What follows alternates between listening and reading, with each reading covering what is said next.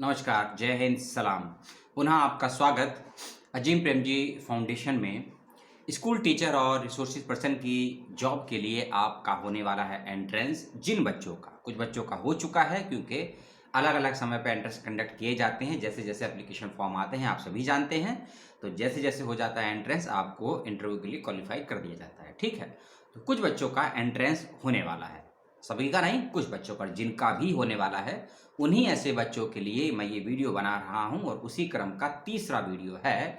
इसी वीडियो का दूसरा और पहला पार्ट ज़रूर देखिएगा, जहां मैंने पहले पार्ट में आपको समझाया है कि एमसीक्यू और डिस्क्रिप्टिव टाइप क्वेश्चन को कैसे आप सॉल्व करेंगे, किस प्रकार से हो सकते हैं और क्या क्या आपको नहीं पढ़ना है और क्या आपको पढ़ना है अपने एग्ज़ाम को क्वालिफाई करने के लिए।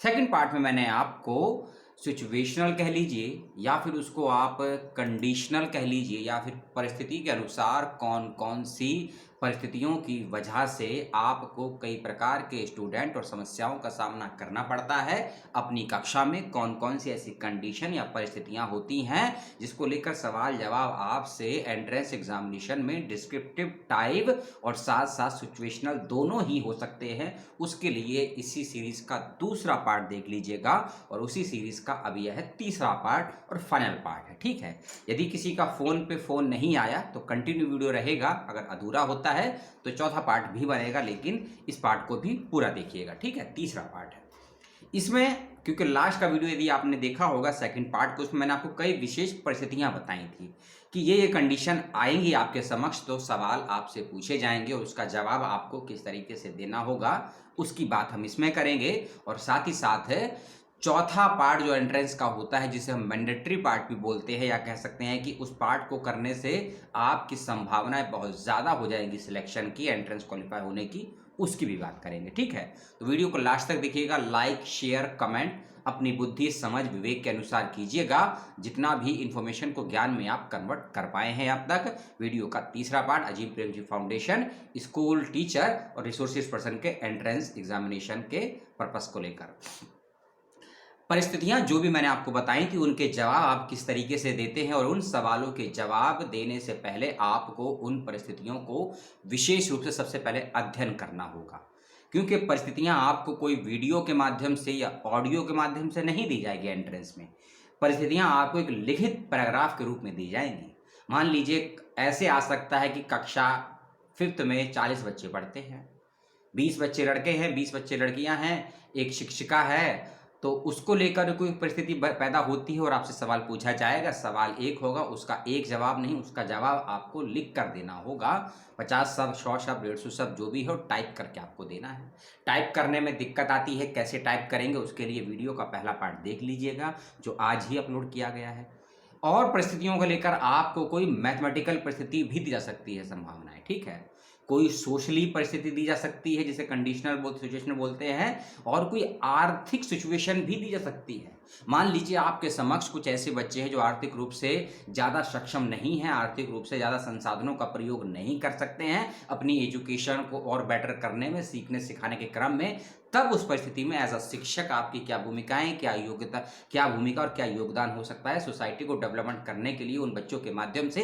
इस सवाल का जवाब अपने दृष्टिकोण से, अपने आधार पर, अपनी बुद्धि और समझ के अनुसार आप क्या देना चाहते हैं, देना चाहती हैं, वह आपको वहां डिस्क्रिप्टिव वाले क्वेश्चन में लिखना होगा अगर आपके समक्ष यह सिचुएशनल, कंडीशनल या परिस्थिति के क्वेश्चन पूछा जाता है तो। ठीक है, इसी को समझ लिया, क्योंकि जब तक आप परिस्थिति को नहीं समझेंगे, उस कंडीशन को नहीं समझेंगे और कुछ मन में आपको ये भ्रम हो कि कुछ तथ्य दे दिए जाएंगे, उसका कुछ लॉजिकल रीजन होगा, ए और बी में ऐसे सवाल नहीं होंगे। सवाल ए एमसीक्यू माध्यम से आपसे पहले ही पार्ट में पूछ लिए जाएंगे। सेकंड पार्ट बहुत मेजर है, बहुत मेजर है। 4, 5, 6, 7, 10 तक भी सवाल हो सकते हैं, लेकिन 90 मिनट या 120 मिनट का पेपर होगा, ये आपको तय करना है। और किसका सबका अलग अलग होता है ऐसा भी नहीं कह सकता हूँ।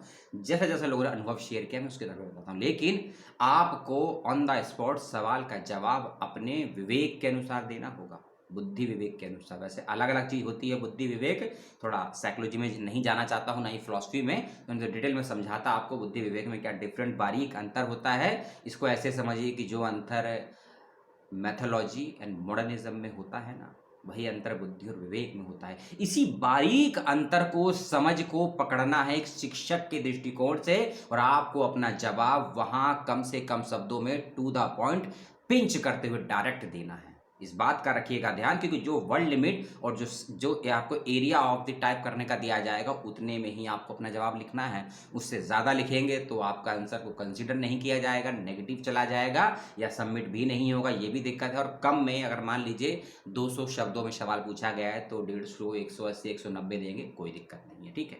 अब चौथा पार्ट एंट्रेंस का जो बहुत ज़रूरी है और इसको लेकर क्वेश्चन ज़रूर आएंगे, ठीक है, कोई इसमें हर्ज नहीं है। एक पैराग्राफ होगा आपके समक्ष, पैराग्राफ अंग्रेजी में बोलते हैं, स्टैंजा बोलते हैं। वो पैराग्राफ किसी गद्य का हो सकता है, पद्य का हो सकता है, इस बात का ध्यान रखिएगा, या कोई एक ऐसे टाइप का दे देंगे 10-12 लाइन का, उसके नीचे कुछ सवाल जवाब होंगे जिसका जवाब आपको लिखना होगा या देना होगा, ठीक है। इस बात का ध्यान रखिए। 5 नंबर, 8 नंबर या 10 नंबर का ये हो सकता है, होगा ही, ये तो ज़रूर है, लेकिन कितने अंकों का होगा ये डिपेंड करेगा उसके नीचे सवाल कितने दिए जाते हैं। आप कहेंगे कि इसमें क्या ये तो हम देते आए हैं, जी नहीं। इसको आप स्कूल के पॉइंट ऑफ व्यू से समझिएगा, और स्कूल पॉइंट ऑफ व्यू के साथ साथ आप 12th क्लास तक के स्कूलिंग पॉइंट ऑफ व्यू से समझिएगा, और भारतीय परिप्रेक्ष्य के स्कूल के पॉइंट ऑफ व्यू से समझिएगा, और उसके साथ साथ ग्रामीण और शहरी वर्ग के स्कूल के पॉइंट ऑफ व्यू से समझिएगा। उसके साथ साथ आप इसको बॉयज़ और गर्ल्स दोनों परिस्थिति में रखते हुए समझेंगे, तभी सवालों के जवाब दे पाएंगे, चाहे कंडीशनल या सिचुएशनल क्वेश्चन के जवाब हो, या फिर ये जो लास्ट वाला पोर्शन है जिसमें एक पैराग्राफ 5-6 क्वेश्चन उसके जवाब। यदि आप इसको एक दृष्टि से समझेंगे तो जवाब नहीं दे पाएंगे।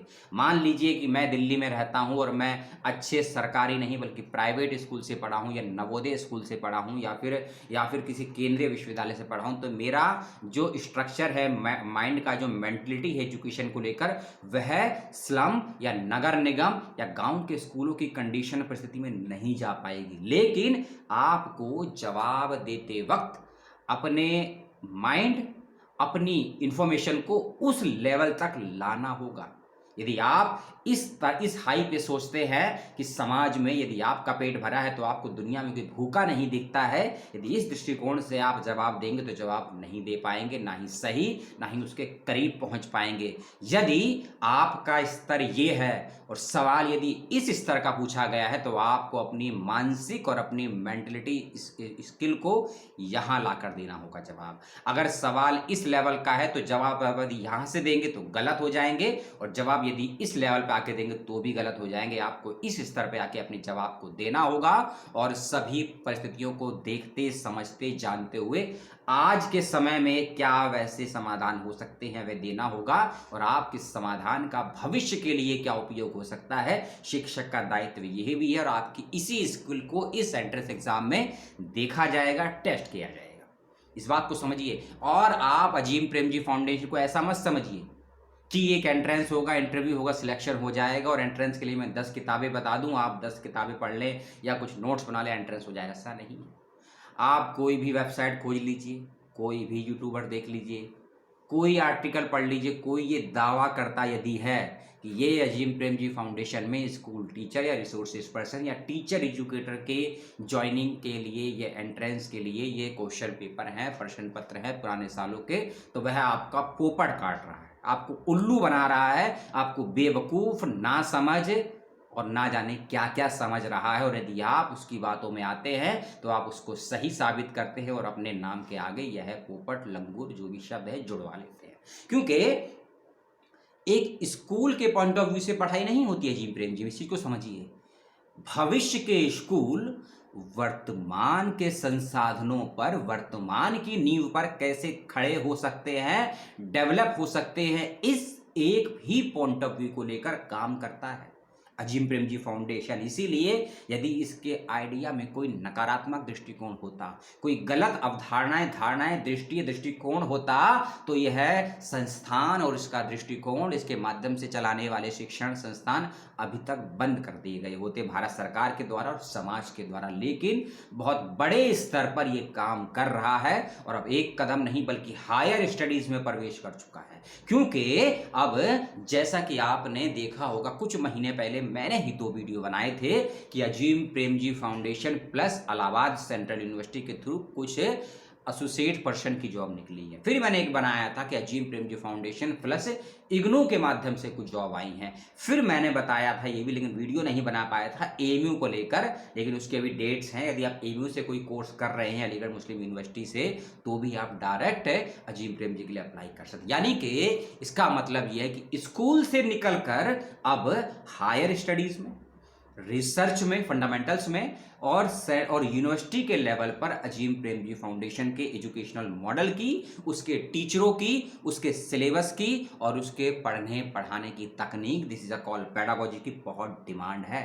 तो अब आप समझिए कि इसका एग्जाम कितना टफ एंड टफेस्ट हो सकता है और सिलेक्शन प्रोसेस में कितने बारीकी से कितने बार आपको छनना होगा, अपने बेस्ट को बेटर में परिवर्तित करना होगा इंटरव्यू के प्रति चरण में। इसीलिए ऐसा नहीं है जैसे और एग्जाम में होता है कि एक एंट्रेंस दिया, एक इंटरव्यू दिया और आपका सिलेक्शन हो गया।